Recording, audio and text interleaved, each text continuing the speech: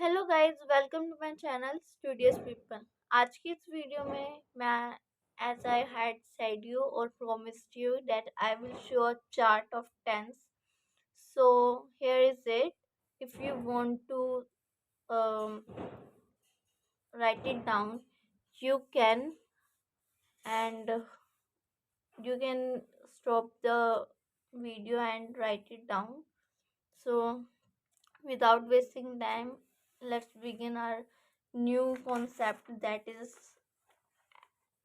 passive and active voice. Okay, what is this? अगर मैं इस बुक के हिसाब से चलूँ तो इसमें हमें पहले दिया गया है कि आप जस्ट इमेजिनेट करने के लिए आप एक sentence low, Ram has killed Shyam, Ram ने श्याम को मारा। ओके, नेक्स्ट उसको हमने दूसरे ढंग से बोला, श्याम राम के द्वारा मारा गया, जो कि इंग्लिश बनेगी Shyam had been killed by Ram. Okay, so हमने दो ढंग से बोला।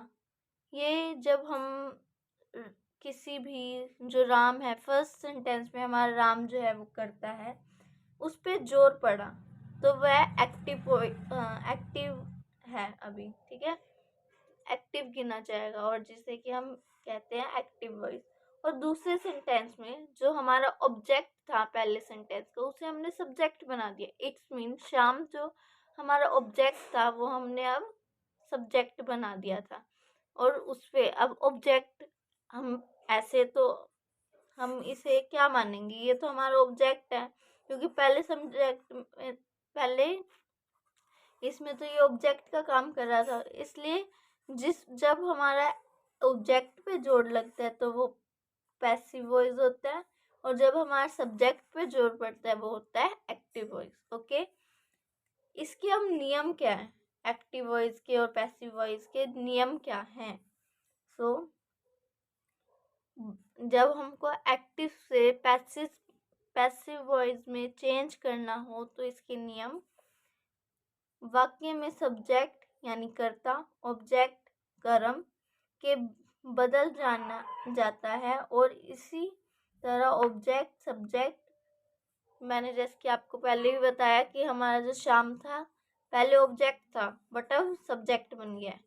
सो पहला नियम यही है कि वो दोनों अपनी अपोजिट उसमें हो जाते हैं, अपोजिट चेंज कर लेते हैं अपनी जगहों को। सेकंड है, अगर किसी एक्टिव वॉइस में वाक्य में सब्जेक्ट या ऑब्जेक्ट प्रोनाउन हो तो नियमित अनुसार रूप बदल जाता है, इनके अनुसार बदल जाता है। मैं जैसे कि बताती हूँ, जैसे कि यहाँ पे मैं रख लेती हूँ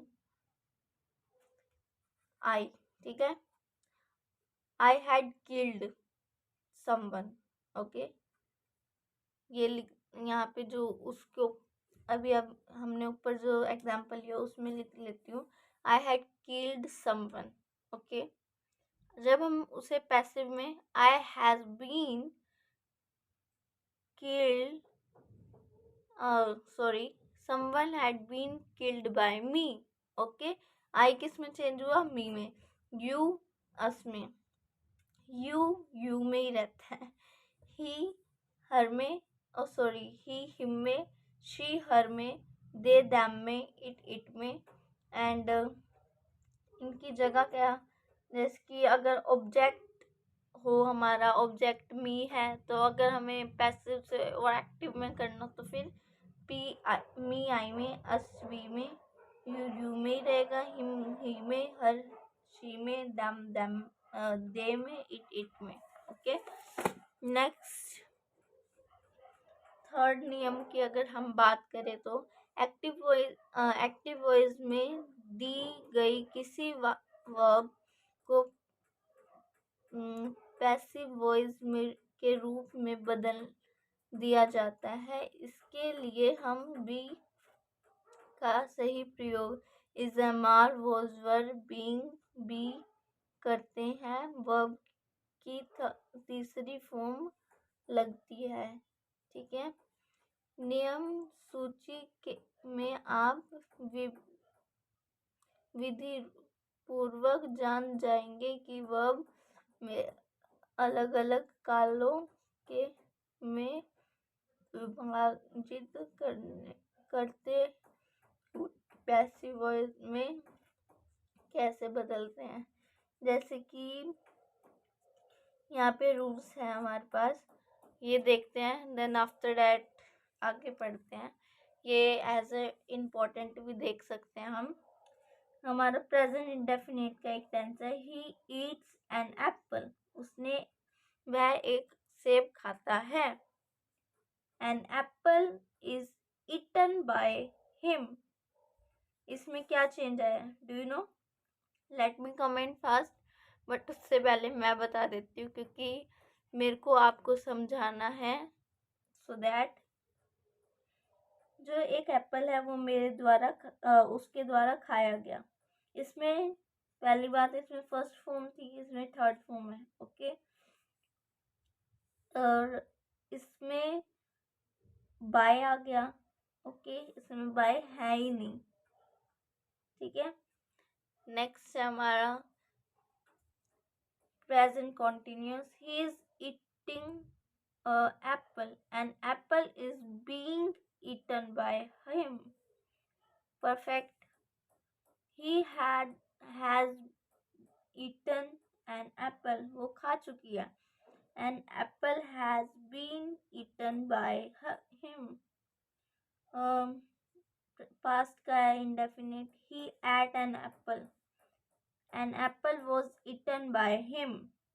अब देखो जैसे हमारे टेंसेस में होता है ना, सेम चलता है, बस पास्ट में वॉज वर इज हमारे प्रेजेंट में विल शैल वही होता है। इसमें फर्स्ट में भी हमारे यही था और पास्ट में भी, प्रेजेंट में भी यही था, पास्ट में भी यही है, बस वॉज वर का डिफरेंस आया, okay. Continuous, he was eating an apple was being eaten by, इसमें भी वही डिफरेंस है। Past perfect, he had eaten an apple had been eaten by, both are same. Future indefinite, we will eat an apple will be eaten by me.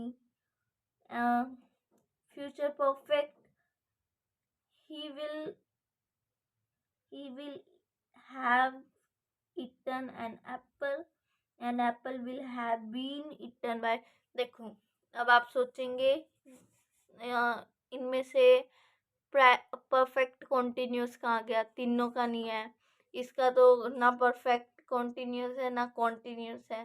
So passive और active voice में यही कितने हैं, ये 8 होते हैं, okay. बाकी के 4 को हम नहीं करते, बस यही 8 होते हैं। नेक्स्ट है हमारा पैसिव वॉइस में ऑब्जेक्ट के पहले बाय का प्रयोग किया जाता है। कई बार एक्टिव वॉइस के एक ही वाक्य में 2 ऑब्जेक्ट आता है, ऐसे में एक ही डायरेक्ट ऑब्जेक्ट को दूसरे और दूसरे को इनडायरेक्ट कहा जाता है, ठीक है। He told me a story, ठीक है, एक स्टोरी उसने मेरे को कही, ठीक है। ऊपर लिखे वाक्य में 2 वो हैं, जैसे कि me and a story. A story is the direct object and or me of indirect is को indirect कहा जाएगा, ओके। जब ऐसे वाक्य को हम पैसिव वॉइस में बदलते हैं तो इनमें से केवल एक ही ऑब्जेक्ट को सब्जेक्ट में के साथ ले जाएंगे, जबकि दूसरे को ऑब्जेक्ट की जगह पर रख देंगे, ठीक है। जैसे कि he told me a story, active voice है। a story told, sorry, I was told a story by him, ठीक है। नेक्स्ट है, अगर एक्टिव वॉइस वाक्य में कर्ता यानी कि सब्जेक्ट इतना महत्वपूर्ण न हो तो बाय प्लस ऑब्जेक्ट को पैसिव वॉइस जैसे कि we make butter from cow's milk, butter is made from cow's milk. Okay, next हम नेक्स्ट वीडियो में करेंगे। तब तक के लिए thank you for watching, like subscribe and share.